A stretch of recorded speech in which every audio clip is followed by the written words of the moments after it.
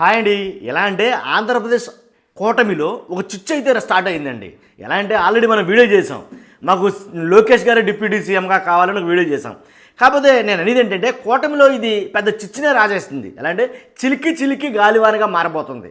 ఎందుకంటానంటే already కొంతమంది కూటమిలో ఉండేటటువంటి వాళ్ళు టీడీపీకి సంబంధించిన ఎమ్మెల్యేలు, పొలిట్ బ్యూరో సభ్యులు, అలాగే ఒకరి కాదు ఇద్దరు కాదు హంగాను చాలామంది ఈ డిప్యూటీ సీఎం అనే చిచ్చు అయితే కనుక రాజేస్తున్నారనాలో లేకపోతే వాళ్ళ అభిమానం అనాలో అర్థం కావట్లేదు. కానీ ఓ రకమైన చిచ్చు అయితే స్టార్ట్ అయింది.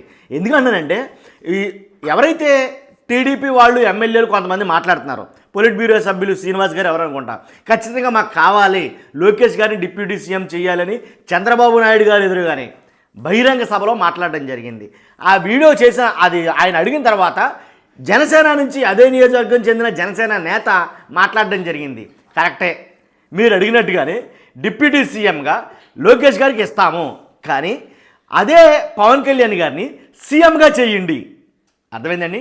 డిప్యూటీ సీఎంగా లోకేష్ గారిని యాక్సెప్ట్ చేస్తారంట, పవన్ కళ్యాణ్ గారిని సీఎంగా యాక్సెప్ట్ చేయాలంట. మరి చంద్రబాబు నాయుడు గారి పరిస్థితి ఏంటంటే కేంద్ర మంత్రిగా అన్నారు. అసలు ఎలా ఉందంటే ఒక రకంగా లోపల చాలా అయితే కనుక జరుగుతుంది. ఒకసారి పిఠాపురం వర్మ గారు ఎమ్మెల్యే గారు ఆయన ఏం మాట్లాడాడు ఒకసారి విందాం. ఒకసారి నిన్న కాక మొన్న జగన్మోహన్ రెడ్డి ఓడిపోయాడు. సీఎం సీఎం సీఎం అన్నారు లేదా? మన దగ్గరికి వచ్చాడు జగన్మోహన్ రెడ్డి ఓడిపోయిన నెలకో 2 నెలలకు. మరి సీఎం సీఎం అనలేదా రమణపేటలో? అక్కడ అనలేదా? అంటే ఆ పార్టీలో ఉన్న కార్యకర్తల కోరిక ఎలా ఉంటుందంటే వెంటనే చంద్రబాబు నాయుడు దింపేసి జగన్మోహన్ రెడ్డి ఎక్కించామని ఉంటుంది. అంటే ఆ పార్టీలో వాళ్ళ ఇంట్రెస్ట్, వాళ్ళ మనోభావం, వాళ్ళ కసి. అలాగే జనసేన ఉంది, వాళ్ళ కళ్యాణ్ గారు సీఎం కావాలని అడగరు కార్యకర్తలు. అది కూడా ఎప్పుడు అవ్వాలి అన్నది ఒక ఆలోచనతో కార్యకర్తలు పనిచేస్తూ ఉంటారు. అలాగే తెలుగుదేశం పార్టీ ప్రతిపక్షంలో ఉన్నాం. చంద్రబాబు నాయుడు సీఎం సీఎం అనేవారు కాదా? లోకేష్ పాదయాత్రలో సీఎం సీఎం అనేవారు కాదా?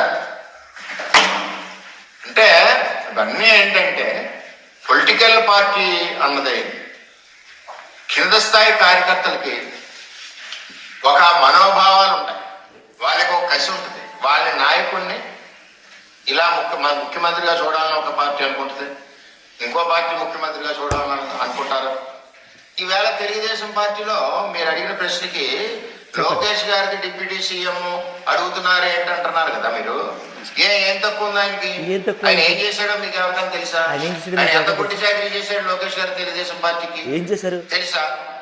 వేళ పార్టీకి వెన్నెముగ్గా నడిచాడు.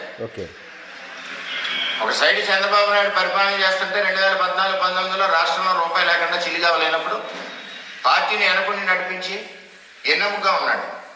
ఒకటిగా జ్ఞాపకం తెచ్చుకోండి, 2009 ఎలక్షన్ ముందు ఆయన నగదు బదిలీ పథకం తెచ్చాడు. ఆ రోజుల్లోనే బ్రహ్మాండంగా యుఎస్లో చదువుకున్నాయనట యూనివర్సిటీలో. నగదు బదిలీ తెచ్చాడు. ఆ నగదు బదిలీ అప్పుడు ఇంప్లిమెంట్ అయ్యి ఉంటే ఇవాళ పీడిఎస్ స్కామ్ లేదు. అలాగే మొట్టమొదటిసారిగా 50 లక్షలు మెంబర్షిప్ చేశాడు, ఆన్లైన్ మెంబర్షిప్. మొట్టమొదటిసారిగా నారా లోకేష్ ఈ ప్రపంచంలోనే పొలిటికల్ పార్టీలకి ఏదికి ఇన్సూరెన్స్ లేని సమయంలో మొట్టమొదటి ఇన్సూరెన్స్ కార్యకర్తగా ఉండాలని చెప్పి పెట్టిన నాయకుడు లోకేష్ గారు. దాని చూసి ఇవాళ అన్ని పార్టీలు ఫాలో అవుతున్నాయి, నేషనల్ పార్టీలు కూడా. ఏం తక్కువది? నెక్స్ట్ పంచాయతీరాజ్ శాఖ మంత్రిగా లోకేష్ గారు పనిచేశాడు.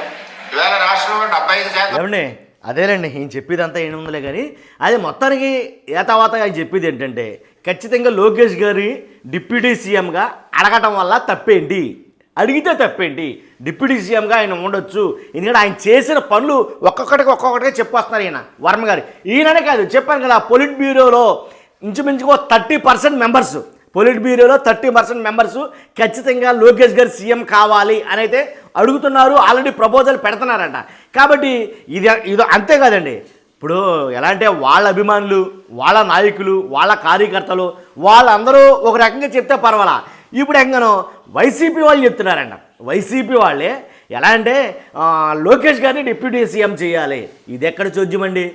లోకేష్ గారిని డిప్యూటీ సీఎం చేయాలని వైసీపీ వాళ్ళు ఎవరన్నారంటే అంబటి రాంబాబు గారు అన్నారు. దాంట్లో ఎలాంటి డౌట్ లేదు. ఎందుకంటే అంబటి రాంబాబు గారు అన్నా వల్లనే చాలామంది వైసీపీ నాయకులు కూడా ఇప్పుడు లోకేష్ గారిని డిప్యూటీ సీఎం చేయాలి. ఇదంతా ఒక ఎత్తు అయితే కనుక అసలు ఏంటి డిప్యూటీ సీఎంగా చేస్తే పోయేదేముంది వచ్చేదేముంది అని అంటే కనుక ఇక్కడ చిన్న ట్విస్ట్ అయితే ఉందండి. ఎలా అంటే ఒక డిప్యూటీ సీఎం పదవికి ఒక రకంగా క్రేజ్ ఏర్పడిందని చెప్పాలా పవన్ కళ్యాణ్ గారు డిప్యూటీ సీఎంగా చేయడం మొదలెట్టిన తర్వాత. ఇప్పుడు డిప్యూటీ సీఎంగా ఉన్న పవన్ కళ్యాణ్ గారు పక్కన ఇంకో డిప్యూటీ సీఎం అంటే ఆయన ఏదైతే హోదా ఉందో లేదా దానికి ఉండే అదేదైతే ఉందో అది తగ్గించినట్టు అవుతుంది కదా, ఆ హోదాని తగ్గించినట్టు అవుతుంది కదా. కాబట్టి పవన్ కళ్యాణ్ గారిని 100% తగ్గించినట్టు అవుతుంది కదా. అంటే ఒక్క మొక్కలో పవన్ కళ్యాణ్ గారిని తొక్కేసినట్టు అవుతుంది కదా, ఆయన ఇమేజ్ని తగ్గించినట్టు అవుతుంది కదా అనేది నా అభిప్రాయం. కాబట్టి చాలామంది అలాగ జన సైనికులు అయితే కనుక ఇలాగ మాట్లాడుతున్నారు డైరెక్ట్గా. లోకేష్ గారిని డిప్యూటీ సీఎం అయితే కనుక పవన్ కళ్యాణ్ గారు సీఎంఏ, ఇంకా రెండో ఆప్షన్ లేదు వాళ్ళ దగ్గర, ఇంకా డైరెక్ట్గా ఇలాగా మాట్లాడుతున్నారు వాళ్ళందరూ కూడా.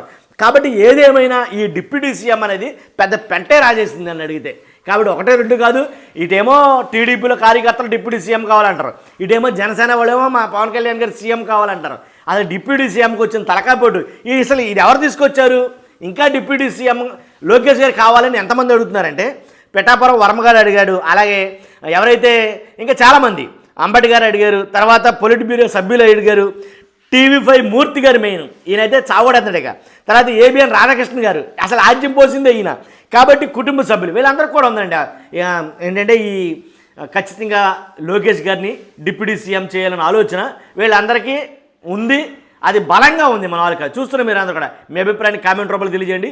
ఫస్ట్ అయితే లైక్ చేయండి, మీ అభిప్రాయం తెలియజేయండి. కొత్తగా మన ఛానల్ చూస్తే కనుక పక్కాగా సబ్స్క్రైబ్ చేయండి. Thank you very much.